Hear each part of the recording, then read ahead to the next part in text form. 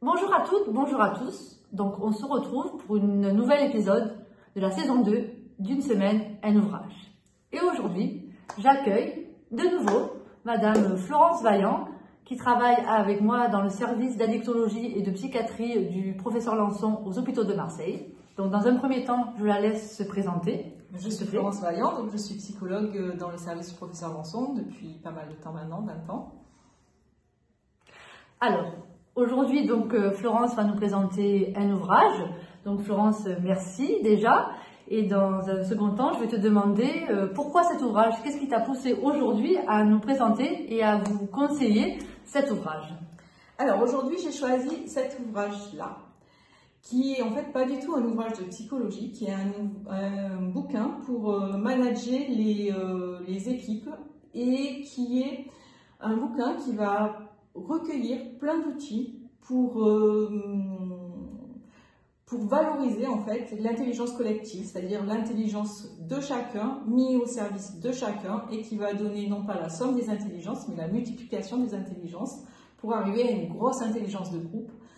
Et ce bouquin m'a intéressée parce qu'en fait, bien que ce soit un bouquin de management, il reprend beaucoup d'outils de psychologie dont on se sert pour accompagner les personnes qu'on suit. C'est vrai qu'il a été écrit aussi par deux psychologues donc, qui ont utilisé les outils pour les appliquer à l'entreprise. Et en plus, pour pouvoir valoriser l'intelligence collective, ça sous-entend qu'en fait, il faut s'occuper des gens, il faut qu'ils soient heureux au travail, il faut qu'ils arrivent à s'exprimer, il faut en prendre soin, etc. Et là, on ne fait jamais de l'intelligence collective et on va plus loin dans nos capacités de travail à tous.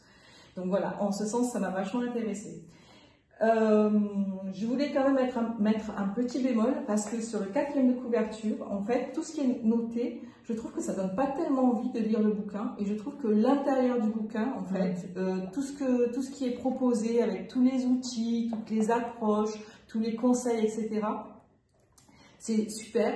Là, quand on lit ça, on se dit, bof, c'est un truc d'entreprise de plus et pour nous, psychologues, en fait, pour nous qui nous intéressons à la santé mentale, c'est pas un ouvrage fondamental.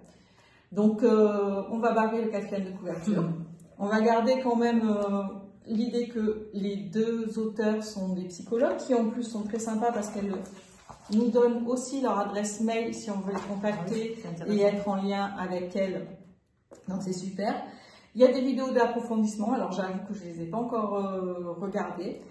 Mais par contre, je vais vraiment continuer à utiliser ce bouquin parce que franchement, il est super et je pense qu'on peut l'utiliser, bon, bien sûr en entreprise, mais en équipe de travail, à la maison même, même du point de vue personnel pour être en bonne relation avec son entourage, que ce soit sa famille, que ce soit ses amis, que ce soit dans quelque chose de plus large. Et puis c'est un bouquin qui reste quand même très très optimiste sur la capacité des gens à être gentils, à être solidaires, à être empathiques, etc. Et c'est quand même important. Surtout de nos jours. Hein. Voilà, c'est quand même important. Voilà, sur mon 2e bouquin. Donc, tu rappelles le titre et l'auteur? La boîte à outils de l'intelligence collective, Béatrice Arnaud et Sylvie Cagne. Donc merci Florence, c'est un ouvrage intéressant destiné au grand public, mais aussi aux professionnels, aux étudiants en psychologie, médecine, psychiatrie et d'autres domaines d'études. Merci beaucoup, j'espère que cette vidéo vous aura intéressé et donné de nouveaux conseils de lecture et de nouvelles idées. Nous, on vous retrouve la semaine prochaine pour un nouvel épisode d'une semaine un ouvrage. D'ici là, portez-vous bien et à très vite. Merci.